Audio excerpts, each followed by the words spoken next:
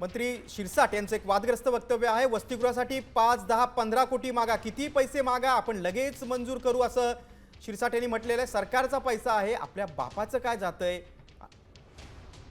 असं वक्तव्य शिरसाट यांनी केले। मंत्री संजय शिरसाट यांचं हे वक्तव्य आहे। सामाजिक न्याय विभागाचे मंत्री संजय शिरसाट यांचं वादग्रस्त वक्तव्य आहे।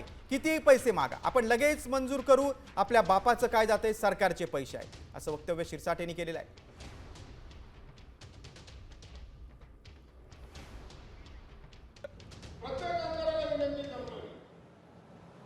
तुम्ही माझ्याकडे या, 5 कोटीचा असला